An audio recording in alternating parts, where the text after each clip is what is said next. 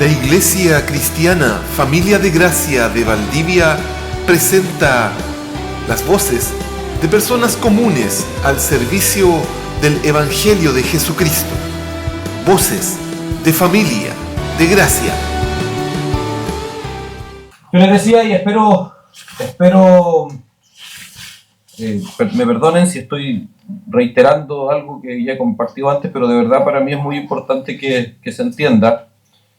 Es que lo que estamos haciendo es desde una mirada bastante panorámica, es decir, bastante amplia y general, inclusive entregando algunos elementos, como ya dije, generales, pero desde mi punto de vista suficientes para que podamos ir dimensionando, entendiendo siempre, hermano, siempre que requerimos permanentemente el auxilio del Espíritu Santo para poder comprender cómo es que una realidad espiritual, cómo es que una verdad espiritual eterna se vive y se implementa en términos prácticos, en términos cotidianos en nuestro diario vivir, en la vida de cada uno de nosotros. Yo la semana pasada ya expliqué algunas cosas generales respecto, por ejemplo, al carácter heterogéneo de la Iglesia, entendiendo, no sé si usé esa frase, pero creo que es una buena frase para consolidar, entendiendo que tenemos unidad en la heterogeneidad, es decir, nos unen elementos comunes suficientemente poderosos para convertirnos en un solo cuerpo, pero sin embargo, sin traicionar nuestras propias identidades personales, nuestros propios elementos únicos, la característica creacional que cada alma humana tiene, que es el hecho de haber sido creado único. ¿Por qué? Porque el Dios que nos creó es único. Solo a modo general, para que tengan un poco de contexto, todo el estudio que vamos a estar compartiendo, como ya dije, son varias prédicas o enseñanzas. Aquí obviamente van a tener un formato más de prédica. Tienen un componente o es visto desde una perspectiva veterotestamentaria, es decir, considera elementos del Antiguo Testamento para traer luz a la verdad del Nuevo Testamento. Esta es la definición, y por eso la pongo acá, sobre la cual vamos a estar todas las enseñanzas, todos los tiempos que compartamos, sobre la cual o desde la cual vamos a mirar esta doctrina. ¿Ya? Exactamente. De ahí viene la expresión veterano, que no tiene una carga denostativa o negativa como lo tienen para nosotros. Pero esta es la definición, hermanos, y sobre la cual vamos a trabajar, y yo la voy a repetir ahora para que entendamos. Yo la describí, no me voy a detener a describirla ahora, pero sí que tengamos, sobre todo porque hay gente que no estaba, creo, la semana pasada, para que puedan tener la perspectiva desde qué mirada vamos a estar viendo todos los distintos elementos respecto a la Iglesia. La Iglesia se define como el conjunto de almas humanas que han creído y se han identificado en la muerte y resurrección de Jesús, que se reúnen en un cuerpo local y global por obediencia a la fe para que el propósito de su vida en Cristo se cumpla. O sea, esa es la perspectiva de la cual vamos a estar estudiando. No voy a detener en mayores detalles sobre esto. Como toda definición, quiero ser muy justo en esto, como toda definición, por esencia la definición limita.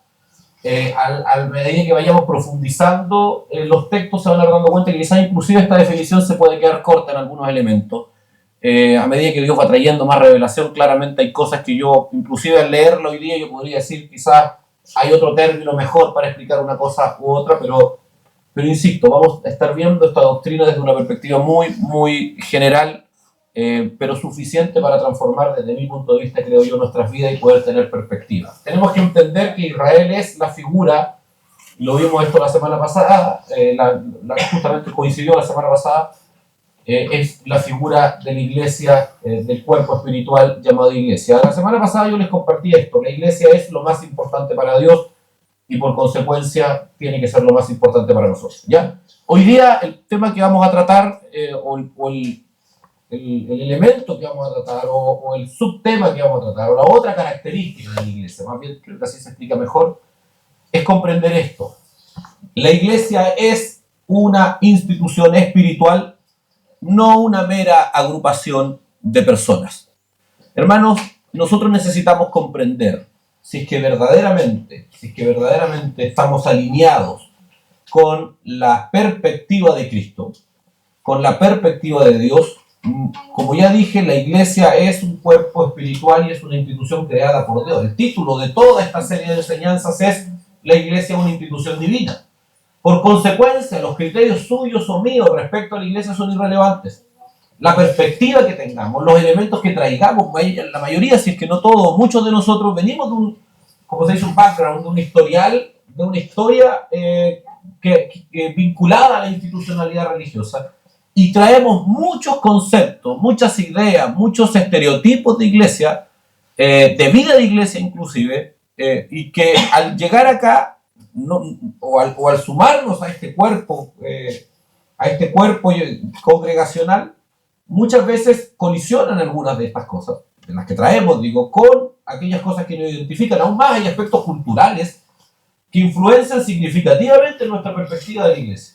Como entendemos la iglesia nosotros, probablemente es muy distinto como lo entienden otras comunidades en otras partes del mundo, etc. Y todos estos elementos necesitamos, a la luz de la Escritura, comprender que todos estos elementos no pueden determinar y no pueden influir en el concepto que Dios tiene de lo que es iglesia. Por ejemplo, la iglesia no... yo crecí con la idea cuando me decían la iglesia somos nosotros. No sé si se lo enseñaron ustedes en la escuela dominical, los que tienen historia, a mí me lo enseñaron así, la iglesia somos nosotros. Hermano, eso no existe, ese concepto, mire, esa idea, esa pequeña frase enseñada en un pequeño niño, genera una errónea concepción de que los individuos son más importantes que la iglesia. Y eso no es verdad. Desde la perspectiva escritural, la iglesia es más importante que sus miembros. Eso es lo que hace que, por ejemplo, los cuerpos de ancianos tienen, escrituralmente hablando, la facultad de excomulgar. La doctrina de la excomunión es una doctrina bíblica, se usa mucho en el catolicismo romano, pero es una doctrina estrictamente bíblica. ¿Por qué razón los ancianos bíblicamente tienen autoridad dada por Dios para expulsar? Aún más, hermano, bíblicamente los ancianos tienen autoridad inclusive para entregar a Satanás a algunos, para que Satanás consuma sus cuerpos. Escrituralmente, siendo rigurosamente bíblico, puedo aseverar esto. Ahora, ¿por qué es esto? ¿Por qué razón es esto? Porque los individuos, porque la iglesia es más importante que sus miembros, es más importante que sus individuos. ¿Por qué? Porque es una institución divina, no determinada por los hombres. No está definida por criterios humanos, por voluntad, ni siquiera por voluntades humanas, ni siquiera por las voluntades de sus dirigentes. Los elementos que determinan, que fundamentan la congregación, la iglesia, son elementos divinos. Compartí hace un tiempo, justamente en Colombia estuvimos estudiando un poco esto, y yo le decía a los hermanos que esto es lo que hace, desde mi manera de ver, con todo gusto podemos conversarlo después, pero desde mi manera de ver esto hace que la iglesia sea muy fácil de llevar. Miren lo paradójico que suena esto.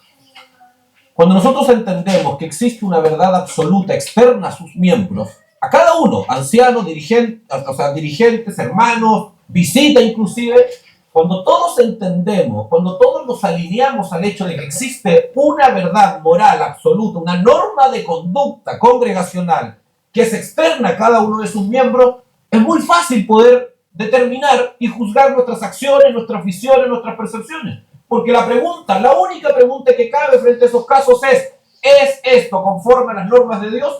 No importa si eres anciano o el hermano que está recién llegando. Si esto es conforme a una norma de Dios, cualquier ámbito de la vida congregacional o de la iglesia, si es conforme a las normas de Dios, entonces hay que hacerlo. Si no es conforme a las normas de Dios, no importa quién lo diga, no se puede hacer. ¿Me entienden? Hay una norma absoluta.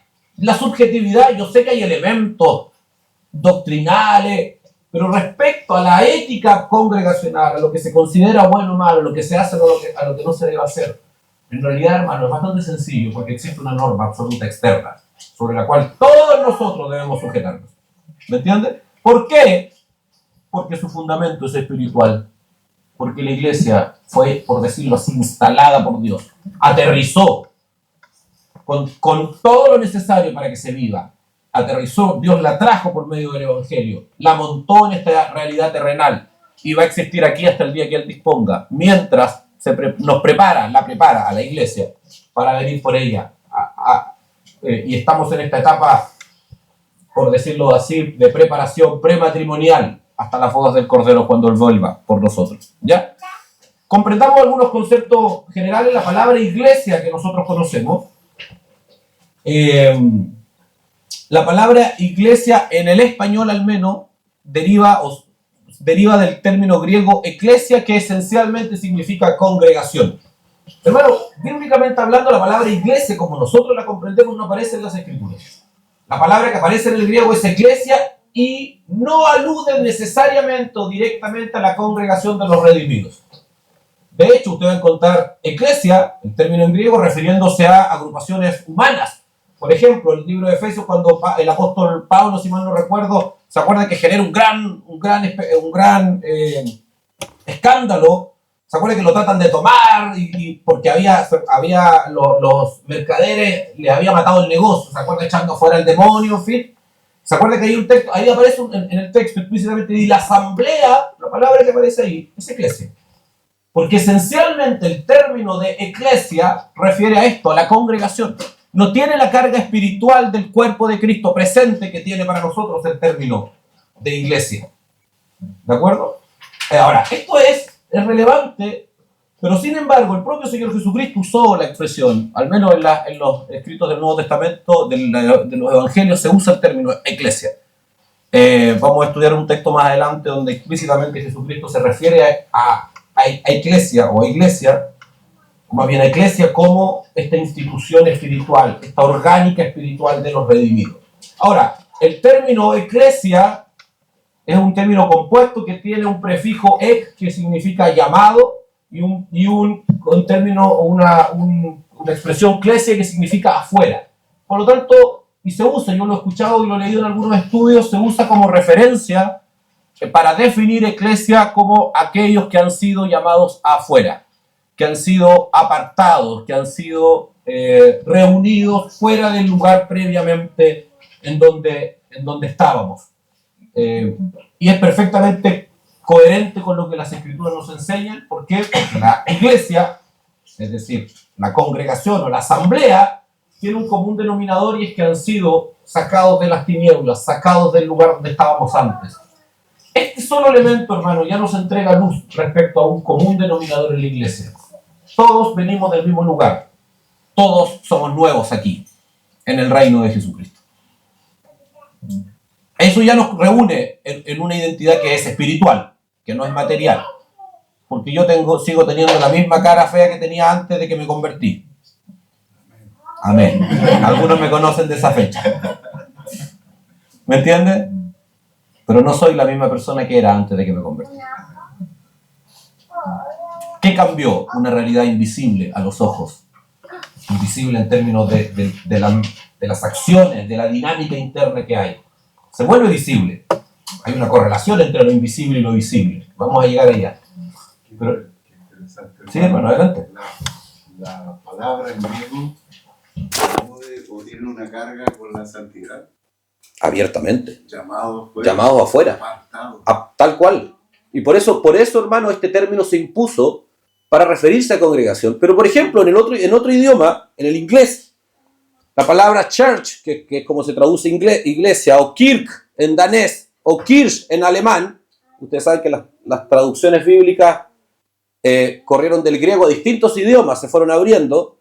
El origen de este término no es el de asamblea, sino de esta palabrita, que es, de alguna forma en griego, esta palabra aparece 2 veces en el Nuevo Testamento, voy a explicarlo enseguida, pero de alguna forma este término es el que explica la identidad de iglesia, el concepto de iglesia que nosotros tenemos. Como ya dije, el concepto de asamblea es un concepto bíblicamente bien genérico, pero este término, el término kuriakos, que es de donde proviene el término iglesia en inglés y en muchos idiomas, acuérdense que las traducciones en ese idioma fueron previas que las traducciones al español inclusive. El término, el concepto, el sustento de ese término explica una idea bíblica muchísimo más profunda. Kuriakos esencialmente significa que le pertenecen a un kurios. Le pertenecen, la palabra kurios en la Biblia es señor, amo, supremo. Por ejemplo, César era kurios. En el contexto, en la iglesia primitiva, César debía ser reconocido como un kurios. César romano, me refiero, el emperador romano. Debía ser considerado como un kurios.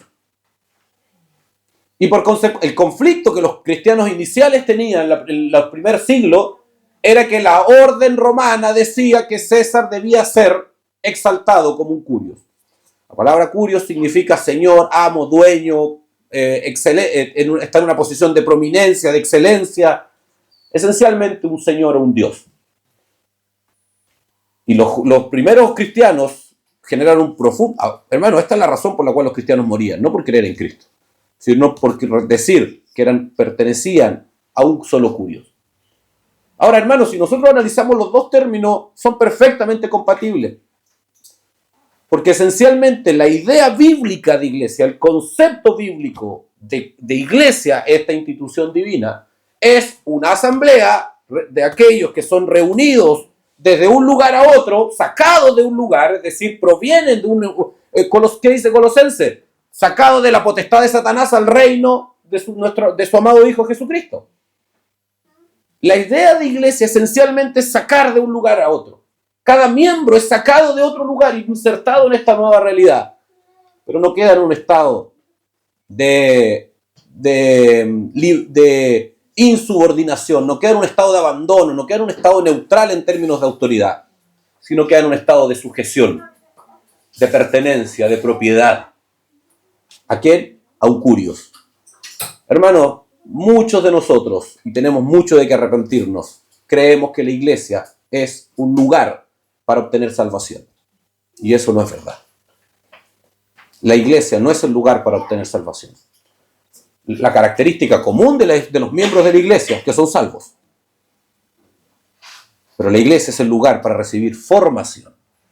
Porque del momento en que alguien se convierte, sacado de las tinieblas, forma parte de la iglesia. Es un cuerpo invisible que tiene una expresión visible. Vamos a avanzar en esa dirección. Ahora, hermano, el inicio, el sustento de...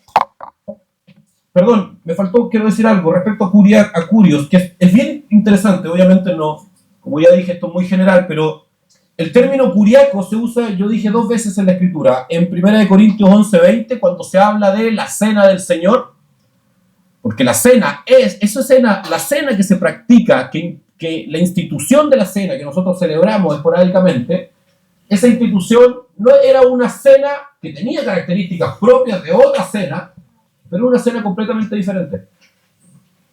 Esa cena era del Señor. Se comía el mismo pan o un pan parecido al que comían los judíos. Sí, es verdad. Pero esa cena, esa institución había sido apartada de tal forma que hoy día su identidad estaba completamente transformada. Era la cena del Señor. ¿Me entiendes? Esa cena compartía una identidad con Dios. La segunda parte, en la segunda parte donde aparece, o la otra parte donde aparece el término curiaco, es en Apocalipsis 1:10, cuando se habla del día del Señor. Imagínense, hermano, es tal el nivel de santificación, es decir, de apartado de algo, en este caso el día o una cena, que comienza a ser conocida y caracterizada por a quien le pertenece. ¿Me explico? Eso es la iglesia. Un miembro dentro de la congregación está tan identificado con la persona de Jesucristo que sus características, su identidad, ya no son las propias, ya no son las que traía, sino son las de aquel al que le pertenece. Hermanos, más allá, quiero hacer un pequeño punto aquí, más allá de llenarnos de ideas, de doctrina, de historia quizás, yo les exhorto en esta hora, en el nombre del Señor, a que examinemos nuestros corazones y si esta descripción nos define. Si verdaderamente esta descripción habla de mí, si habla de cada uno de nosotros, que el Espíritu Santo examine nuestras vidas y podamos verdaderamente, por comprensión sobrenatural, ver si verdaderamente la iglesia, la descripción de iglesia, es la idea que está en mi corazón, en cada uno de nuestros corazones, quiero decir. Si verdaderamente yo soy eso, soy alguien que pertenece de tal forma a Cristo, que soy definido por Él. ¿De acuerdo? Hermanos, el fundamento de la iglesia, el sustento, lo que le da inicio a la iglesia es puramente espiritual, porque surge por consecuencia de la intervención directa del Espíritu Santo. Y por esta razón, nadie que no se haya encontrado con el Espíritu Santo puede formar parte de la iglesia. Por decirlo así, solo yo sé que voy a simplificar quizás en exceso esto, pero solo para tratar de dar una idea práctica. El Espíritu Santo es algo así como la puerta. La única forma de entrar a la iglesia es encontrarse con el Espíritu Santo. En Pentecostés comienza la iglesia. Cuando el Espíritu Santo desciende, comienza la iglesia.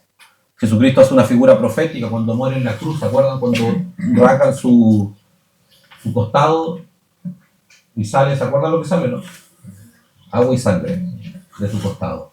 Los elementos que determinan la iglesia. La sangre de la redención y el agua del Espíritu. Pero cuando el Espíritu Santo desciende en Pentecostés, cuando viene, cuando se materializa, cuando se hace presente en esta realidad terrenal, acuérdense que antes de eso el Espíritu Santo venía localizadamente, hacía acciones puntuales. Pero de la misma forma como en el Antiguo Testamento la gloria pesada de Dios, la Shabbat, descendía sobre el tabernáculo. ¿Se acuerdan el texto cuando Dios le dice a Moisés de que va a bajar la Shabbat? Es toda una preparación. O sea, ese lugar era una carpa. Y iba a estar la gloria pesada de Dios, la gloria de Dios. Iba a estar esencialmente Dios mismo ahí, presente. Y por eso el sumo sacerdote entraba pero muertísimo de miedo todos los años, solo una vez al año, no dos, no tres, no cuando quería, una vez al año solamente, porque se presentaba en el cara a cara, en este momento, en este encuentro, cuando se ponían las rayas sobre el propiciatorio y se aparecía el Espíritu de Dios, representado en una llama, la Shekinah, el término en hebreo que refiere a ello, y había un encuentro personal de un hombre, el sumo sacerdote, con el Dios creador, el juez del universo. Esto pasaba, hermanos, solo en el tabernáculo. Había, no sé, supongamos, 10 millones de almas o 50 millones de almas sobre la tierra. No tengo idea cuál era la característica demográfica de esa época, pero supongamos que habían 100 millones de almas, 100 tribus, 100 países funcionando. En un solo lugar sobre la faz de la tierra, Dios estaba presente materialmente. Después de que la gloria pesada descendió. En todos los otros lugares no estaba Dios presente. Hasta que el Espíritu Santo descendió. Hermanos, no tenemos idea, con el mayor respeto que me merecen, de verdad no tenemos idea la dimensión que significa la presencia material del Espíritu Santo sobre la faz de la tierra. No dimensionamos lo que significa. Aún menos dimensionamos lo que significa que habita dentro de nosotros. La iglesia se inicia por consecuencia de la intervención del Espíritu Santo. Hechos 1:5 dice, porque Juan ciertamente bautizó con agua, mas vosotros seréis bautizados con el Espíritu Santo. Miren qué interesante, hermanos, esto.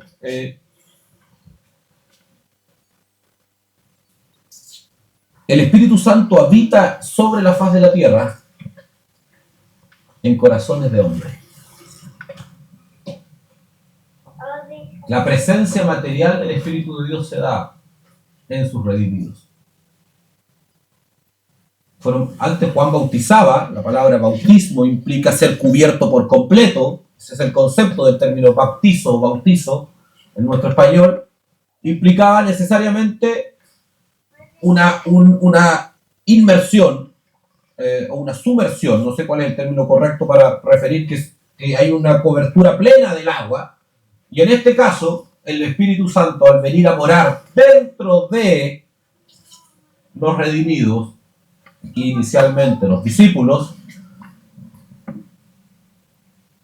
comienza y se genera una vinculación, quiero decir, integral, completa, de esta entidad celestial, la segunda persona o de esta entidad celestial. Personalmente no me gusta esta numeración de personas de la Trinidad, del Espíritu Santo, que viene a hacerse presente sobre la faz de la tierra, habitando en el corazón de aquellos que han creído en él. Esto da origen a la iglesia, a la institución divina llamada iglesia. Hermanos, por esa razón, solo por medio del vínculo con el Espíritu Santo se puede formar parte de la iglesia. Solo por medio de una unión sobrenatural con el Espíritu de Dios se forma parte de la iglesia invisible. Hermano, el fundamento del vínculo con la iglesia es espiritual, no es social, no es familiar. Es un vínculo fundamentado, sostenido en la obra personal e individual del Espíritu Santo. Hermanos, no nos une otra cosa a los miembros de la iglesia que la intervención personal del Espíritu Santo en los corazones. Por eso hace que el Espíritu Santo esté en mí no quiere decir que el Espíritu Santo esté en un hijo o en mis hijos, en mis hijas en este caso.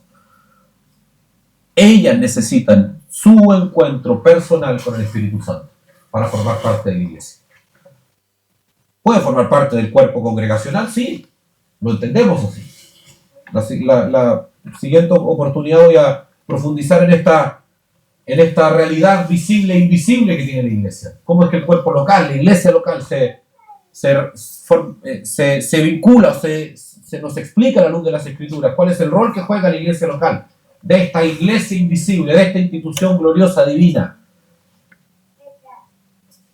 Un hijo mío, un hijo nuestro puede formar parte del cuerpo congregacional sin ninguna duda. Lo hacen, de hecho.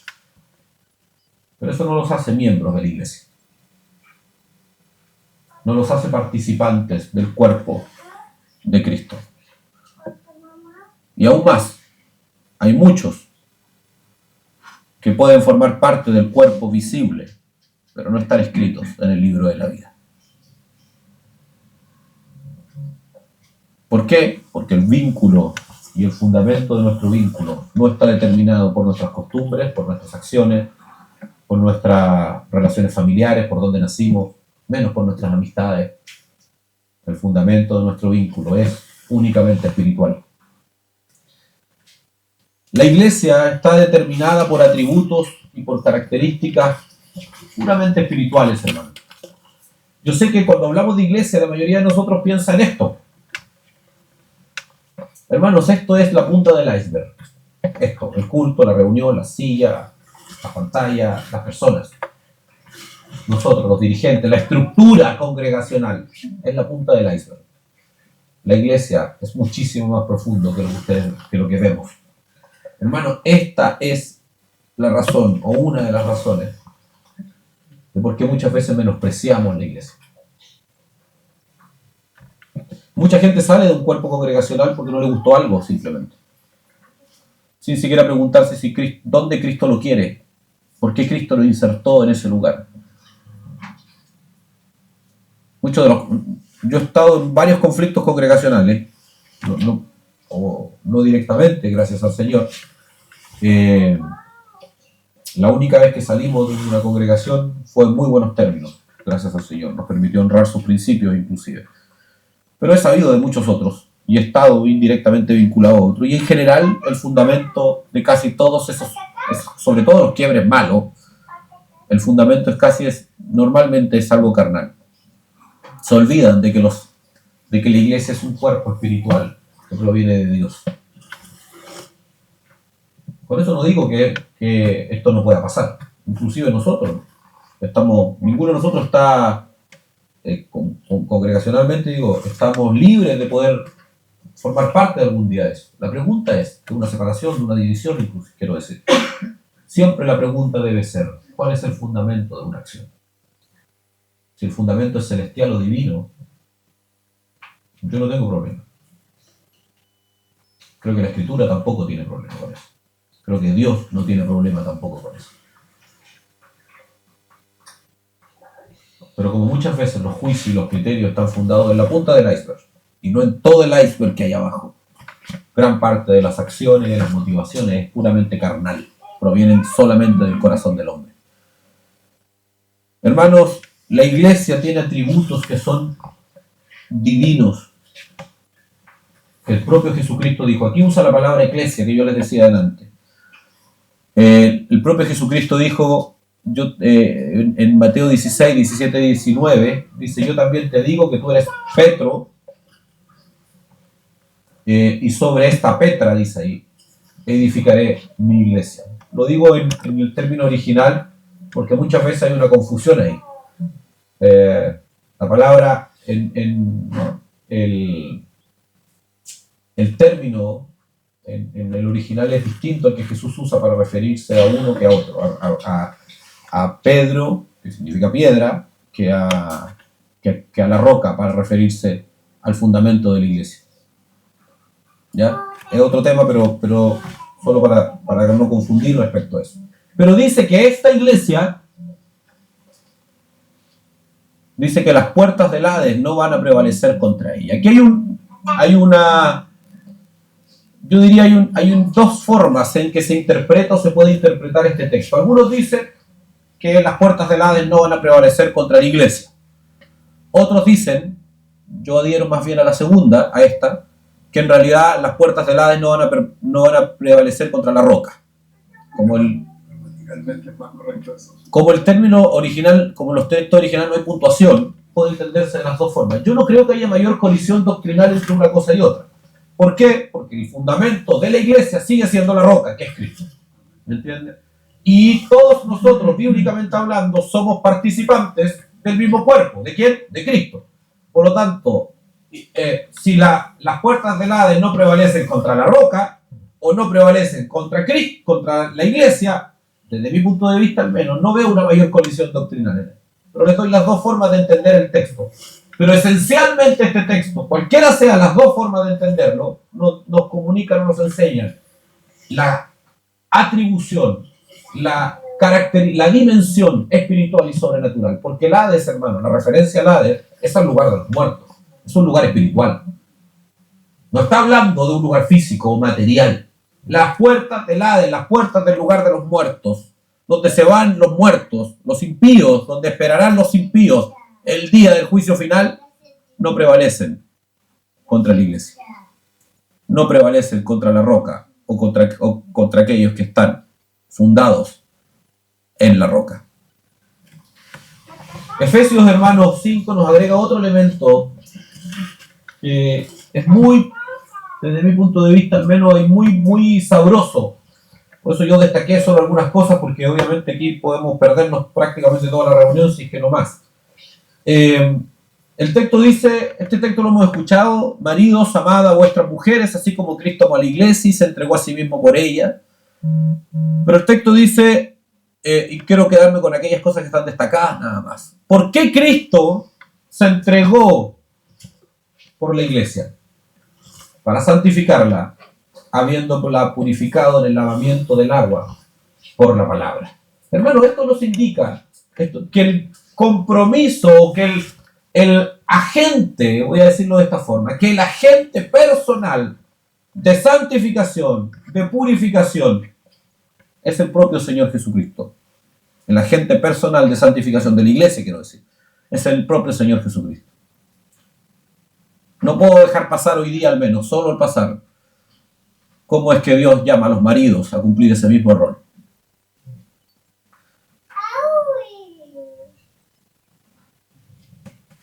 Voy a dejar ahí mismo. Efesios, el versículo más adelante dice, pero mire, porque nadie dice, versículo 29, aborreció jamás a su propia carne. Sigamos en la analogía de el esposo con la esposa y de Cristo con la iglesia, porque es el versículo siguiente. Porque nadie aborreció jamás a su propia carne, sino que la sustenta y la cuida, como también Cristo. Hermano, miren la profundidad de ¿dónde está Cristo materialmente hoy día? ¿Existe acá en la tierra físicamente Jesucristo? En esta realidad terrenal, ¿existe Jesucristo? Terrenalmente, espero se entienda. No existe Jesucristo terrenal. No es una presencia terrenal hoy día. No obstante que tiene gobierno, señorío, sobre todo lo que existe, inclusive lo terrenal. Pero lo terrenal es lo que menos existe. Lo terrenal va a ser consumido, como ya les explicaba la semana pasada, cuando la iglesia sea levantada. Lo terrenal va a ser quemado. Todo lo que no sea la iglesia va a ser destruido. ¿Para qué? Para que sea sentado la Jerusalén celestial. Por lo tanto, tenemos que aprender a vivir con esa perspectiva de que lo realmente gravitante y relevante no es lo que nuestros ojos ven. Y huir de la esclavitud a lo visible, de la esclavitud que el pecado ha generado, que es asumir que lo que realmente importa es lo que ven nuestros sentidos naturales. La fe, hermano, es esencialmente eso. O la fe engendra esa capacidad de aprender a vivir no por lo que vemos. ¿De acuerdo? Como Cristo no es una presencia terrenal, material, perceptible por nuestros sentidos naturales, pero aquí nos acaba de decir que Cristo se encarga de hacer eso con la iglesia. O sea, de alguna forma el texto nos está enseñando que hay una dedicación personal por parte de Cristo sobre su cuerpo, sobre su esposa. Por eso se habla de que la iglesia es la esposa de Cristo y que la iglesia es, hermano, la ayuda idónea de Cristo, del segundo Adán. Por eso la iglesia juega un rol, vamos a hablar de eso más adelante. Tiene una responsabilidad aquí como esposa, como ayuda idónea, como auxiliadora de su esposo, tiene una responsabilidad. Hermanos, si pudiéramos dimensionar esto, me estoy adelantando aquí, pero solo quiero hacer este punto, si es que pudiéramos si cada uno de nosotros dimensionara que como miembros de su esposa tenemos una responsabilidad, no solo nuestras vidas cambiarían, el mundo cambiaría. La esposa, hermanos, los que estamos casados. Yo el otro día veía una entrevista a un empresario europeo, creo que era. No, perdón, no era chileno ahora. Creo que era chileno.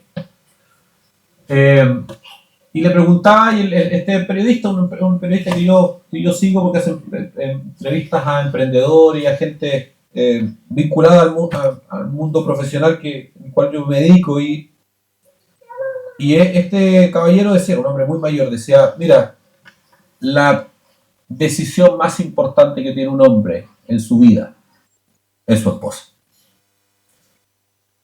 Eso decía él. Y él decía, yo no hubiese podido lograr absolutamente nada del patrimonio que tenía si no hubiese sido por el rol que jugó mi esposa al lado mío. Y en general yo he escuchado, sobre todo en gente mayor, propio de las generaciones culturales antiguas, que reconocen que todo lo que han logrado ha sido en gran parte mérito del rol de su esposa. ¿Me entienden? En general, hermano, yo creo que las generaciones antiguas eran mucho más conscientes de eso. Que lo que es, en parte porque el matrimonio se ha degradado significativamente hoy día. Y muchos no sabrían a cuántas darle gracias en el camino. Pero es verdad. Es verdad. Pero hermanos, ¿qué nos enseña? Es que por lo menos es un principio bíblico. Si es lo que él está diciendo, es un principio cristiano. La esposa fue puesta como la ayudadora, como la ayuda idónea. ¿Se acuerdan de los seminarios? La ayuda idónea es la que auxilia, la que socorre, no la que colabora o contribuye. El concepto de ayuda idónea es de auxilio. De hecho, es la misma palabra, el mismo sentido del término que Dios juega con Israel. Podríamos decir que Dios es un colaborador del pueblo de Israel. Por favor. Es el fundamento, es la motivación, es el auxilio permanente de Israel. De la misma forma, la esposa lo es respecto a su marido. Y la iglesia es la esposa de Cristo. Cuando dimensionamos esto, solo es un paréntesis, hermano, pero si logramos dimensionar un poco esto, vamos a entender la responsabilidad que tiene el cuerpo visible de Cristo, la iglesia. Y cómo cada uno de nosotros, como miembros de ella, participamos de esa responsabilidad. Pero el texto nos dice que Cristo por medio del uso de acciones espirituales y sobrenaturales, sustenta y cuida a la iglesia.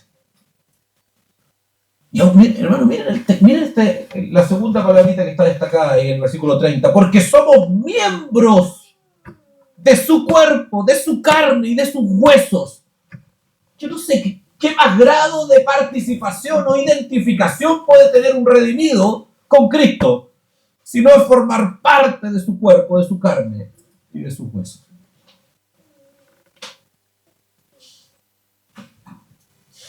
Oh, hermano, la iglesia es mucho más que un lugar donde nos venimos a juntar una vez a la semana y venimos más o menos cuando se nos ocurre. Hermano, la iglesia crece por medio de una orgánica sobrenatural de poder divino, por una dinámica de poder divino manifestado, entregado directamente por parte de Dios. Hermano, los dirigentes somos meros colaboradores y administradores de esa dinámica, de ese poder divino actuando. Muchos de ustedes han sido corregidos, santificados, reprendidos, disciplinados directamente por el Señor. Nosotros ni nos enteramos muchas veces. Y Dios directamente interviene en sus corazones y en sus vidas, los reprende, los corrige inclusive. A veces ha sacado la varilla Dios directamente, no ha habido necesidad. Con lo que a mí me gusta sacar la varilla, no ha habido necesidad. Dios se ha encargado. ¿Por qué? Porque hay una dinámica directa de parte de Él para sustentar, para cuidar a su cuerpo, a su esposa, a su iglesia.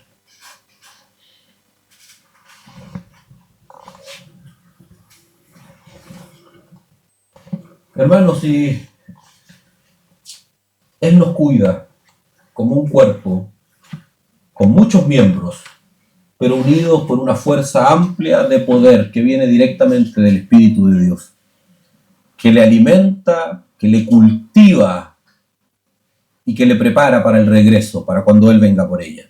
¿Cómo? Santificándola. Los textos nos enseñan de que estamos en una etapa de preparación para estar listos el día que Él venga por nosotros, individualmente y colectivamente. Voy a hablar un poco más de esto para los que van a ir al retiro, pero, hermano, esto es esencialmente lo mismo que el matrimonio.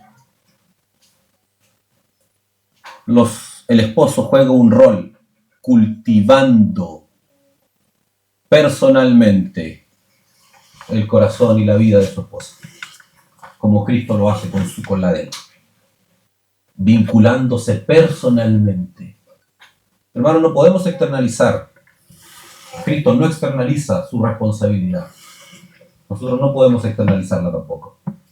Requiere un compromiso personal de participación en el cuidado, en el crecimiento. La palabra sustento, hermano, el concepto de sustentar es muchísimo más profundo que simplemente sostener. Implica necesariamente esa participación permanente, ese grado de empatía tal, de participar íntimamente del corazón de la otra. En el caso mío, como esposo con mi esposa. Cristo lo hace de la misma forma con la de Él. Y eso es lo que hace, hermano. Cuando Hebreos dice que ya no tenemos un sumo sacerdote que no pueda compadecerse, padece con nosotros, imagínense. Él sufre con nosotros nuestras tristezas, nuestros dolores. Como buen esposo que es. Tiene un vínculo personal, un grado de identificación, hermano.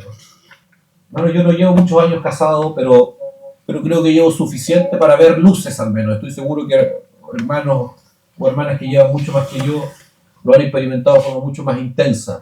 De cómo inclusive hay grados de unidad del pensamiento. Tú sabes lo que está pensando el otro o la otra. Cristo padece, sufre con nosotros. Él está personalmente comprometido.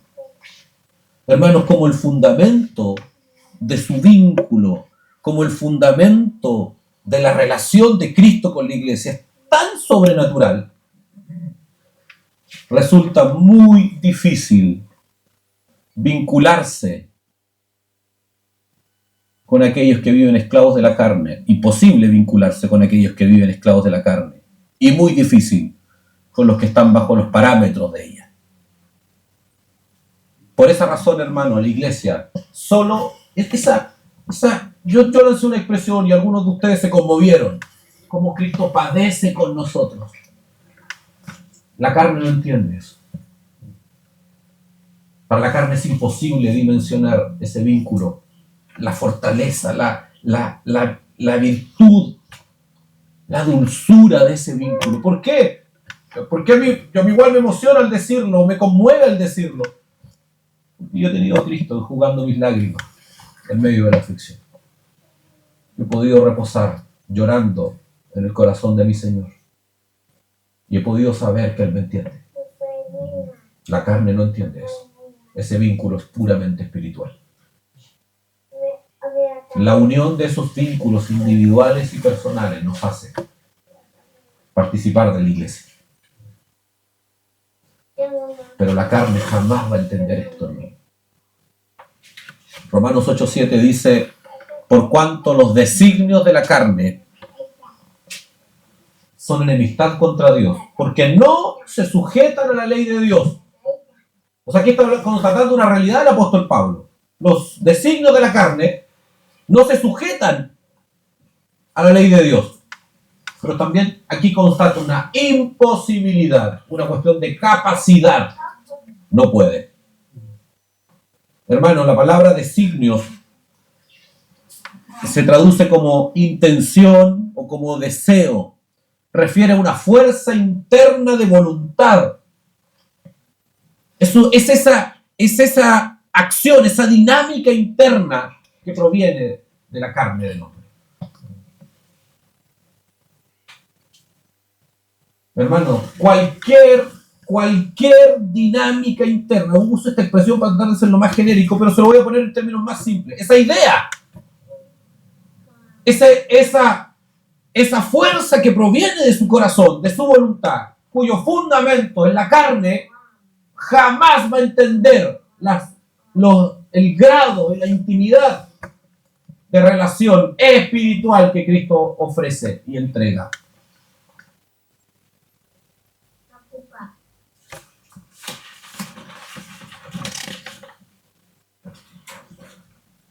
Hermanos, ¿cuántas veces somos atrapados, atraídos y somos conducidos por esa fuerza que proviene directamente desde nuestra carnalidad? Hermanos, muchos, cuando alguien se convierte, muchos de sus principios están fundados en la carne. Aún más, todos, porque el ser humano que nace en tinieblas, la condición natural del hombre es de esclavitud a la carne. Eso es lo que el propio libro de Romanos nos enseña. El hombre está bajo un estado natural de esclavitud a la carne y por lo tanto lo único que sabe escuchar es la carne, los deseos de la carne, el instinto de la carne, la voluntad de la carne. Pero cuando alguien se arrepiente, comienza a operar dentro una fuerza distinta, una dinámica distinta, una dinámica de poder santificador, una dinámica de piedad, un deseo que no proviene de la entraña de la carne, de las entrañas del hombre, sino que proviene de la obra del Espíritu actuando dentro. Y los que son más maduros en Cristo lo logran identificar con mucha más facilidad, porque llevan más años en Cristo. Hermano, uno ya puede decir, esto no es del Señor. Y esto sí viene. Yo sé qué elementos, qué principios provienen de la carne y cuáles no. Al menos en la generalidad. Por cierto, que siempre Satanás se encarga de activar áreas de carne.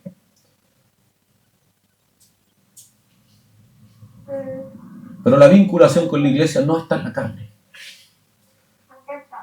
Hermano, esto es lo que hace que nuestros gustos carnales sean irrelevantes. El fundamento de nuestra vida congregacional, de nuestra vida, de nuestra relación con la iglesia, no puede estar en la carne. Hermanos, yo lo dije la semana pasada, lo digo de nuevo hoy día. Es muy evidente, yo creo que hasta ustedes se dan cuenta, quiénes son movidos por la carne y quiénes no. La displicencia con la vida congregacional es la evidencia más clara de la influencia de la carne, de la esclavitud, de la sujeción a ella. ¿Qué es lo primero que Satanás hace para tratar de enfriar el alma de un redimido? Apartarlo. Poner algo, un elemento, activar algo en el corazón para separar. Le da un fundamento, le da un argumento. Yo les explicaba hace un par de semanas atrás, cuando hicimos la asamblea junto con el presbiterio, una de las razones de por qué nosotros abrimos nuestras cuentas y decimos, miren, así es como se gasta la plata, esto es lo que entendemos, esto es lo que se ha hecho, estas son las decisiones que tenemos que tomar, tengo sus impresiones. Uno de los argumentos, porque estamos muy conscientes de que Satanás es una fuerza activa, engendrando y sembrando en el corazón.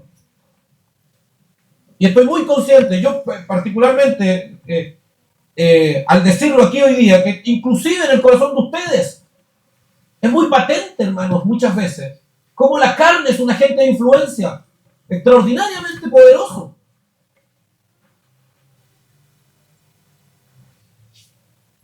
Y la carne siempre va a promover una identidad lejos de la iglesia. ¿Por qué? Porque la iglesia mortifica la carne. Ustedes lo están haciendo ahora que me están escuchando. La vida, la identidad, la vinculación espiritual con la iglesia, esencialmente lo que hace es crucificar la carne. Satanás lo tiene muy claro. La ausencia, y no estoy hablando, hermano, yo no estoy hablando de venir o no venir a la iglesia. Pues eso es un síntoma, nada más. Estoy hablando de vinculación, de identidad, de participación, de un vínculo que opera a nivel del corazón. Yo puedo no venir a la iglesia a una reunión, no va a pasar absolutamente nada en sí mismo. Pero si yo me desvinculo, si yo me aparto de mi relación congregacional, si yo dejo de pasar tiempo con los hermanos, si yo dejo de estar preocupado de ellos, si yo dejo de saber de ellos, si yo dejo de ser corregido, si yo dejo de ser exhortado, si yo dejo de ser expuesto a las normas bíblicas, entonces la carne va a comenzar a gobernar en mi vida. Hermano, estoy diciendo piedades. Estoy seguro que usted está consciente, muchos de ustedes al menos, de que esto es una realidad.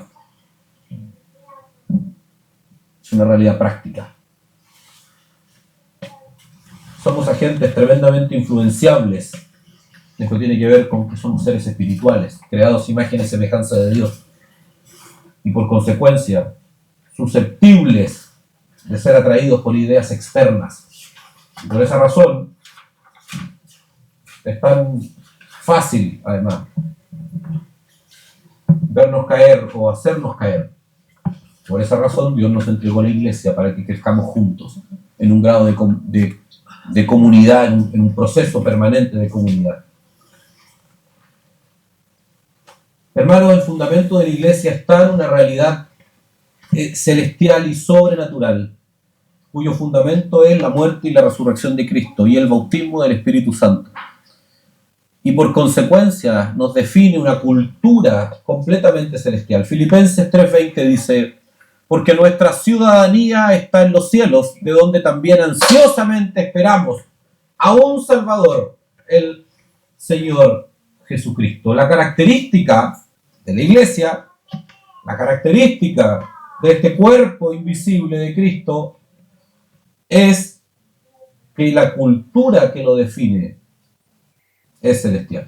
La palabra ciudadanía, lo hemos estudiado en ocasiones anteriores, refiere a los hábitos, las prácticas, las normas.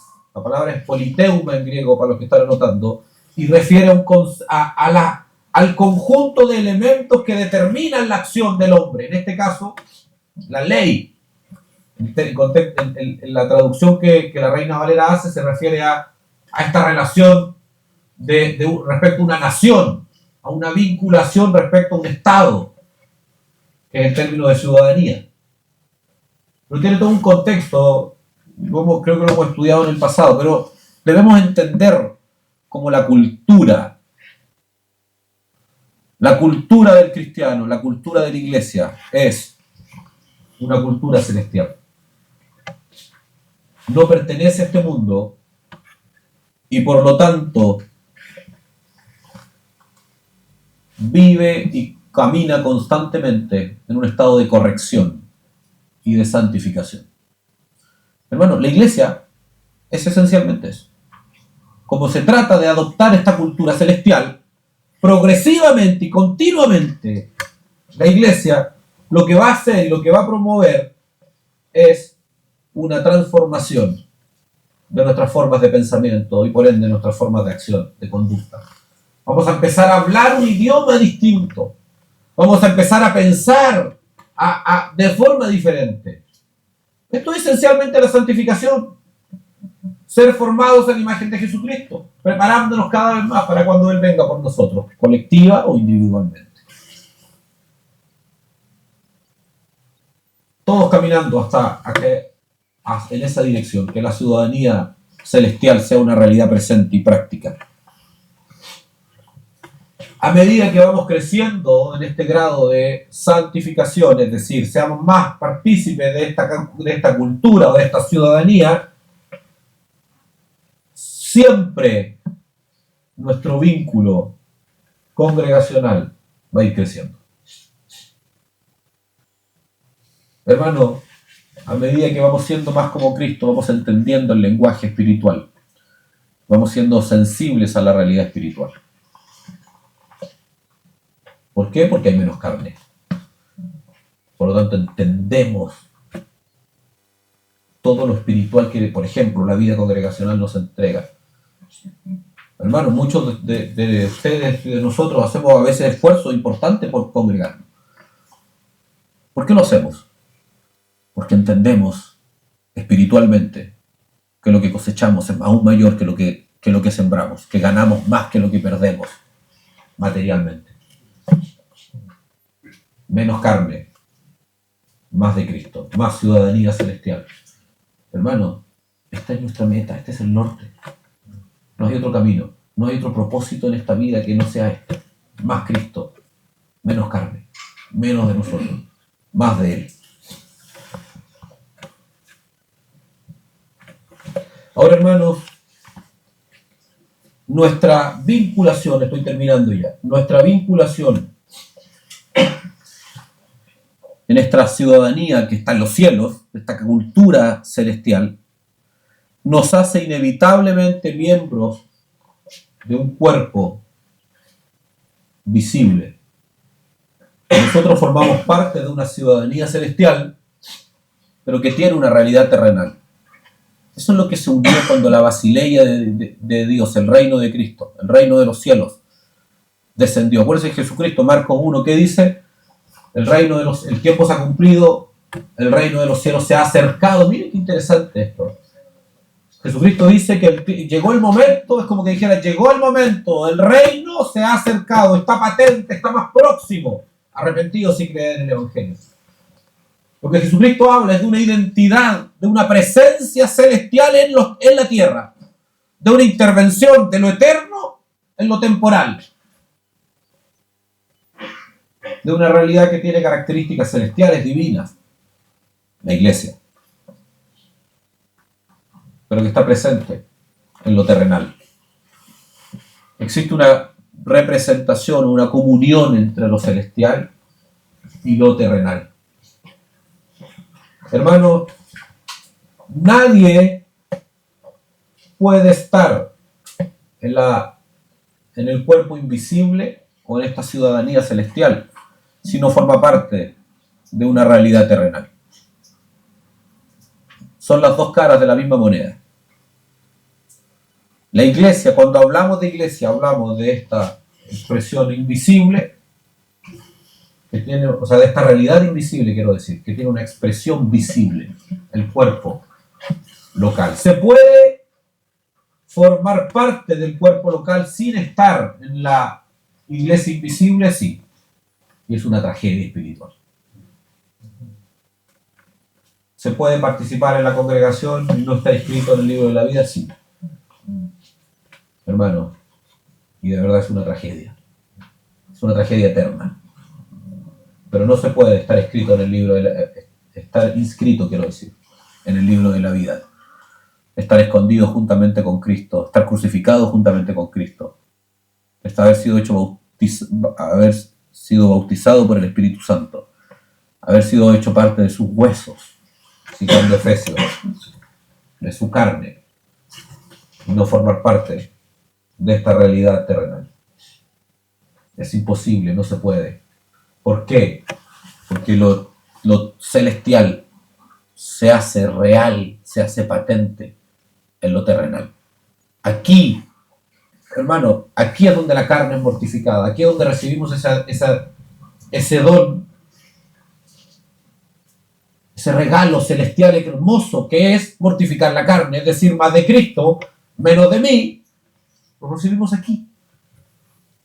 Mientras compartimos en el almuerzo, en el diario vivir, en la exhortación, en la predicación. No lo recibimos tirado en la cama, en la casa. No, yo formo parte del reino, de la iglesia invisible. Hermano, yo he escuchado ese argumento. Yo he escuchado gente que dice, no, yo estoy escrito en el libro, formo parte de la iglesia invisible, no necesito más. Yo creo en el Señor, estoy identificado con Él. Hermano, esa es una infraestructura demoníaca construida en el pensamiento de muchos por una pésima teología para que despierten en el infierno para toda la eternidad. Es una tragedia. Aquellos que creen que es posible crecer, que es posible formar parte de lo invisible sin formar parte de lo visible. Eso no se puede, hermano.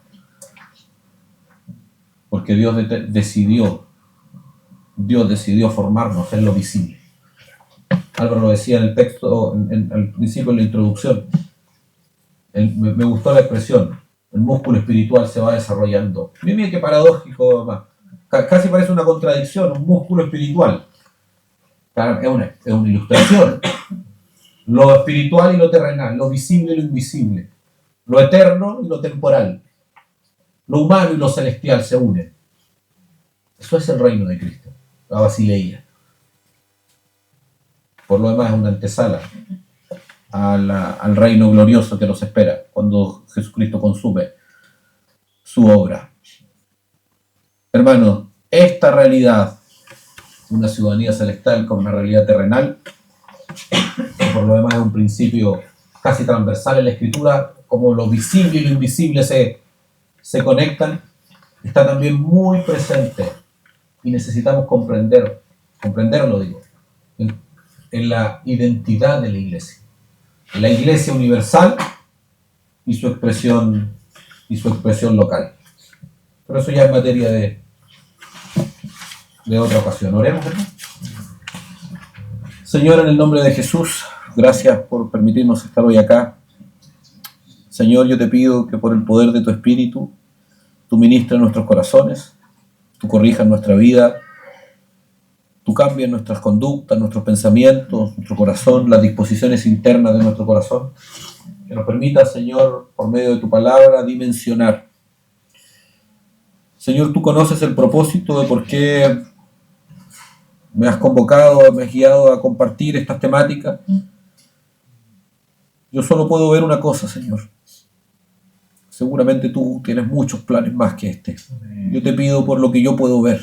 Permítenos dimensionar lo que significa tu iglesia, Señor.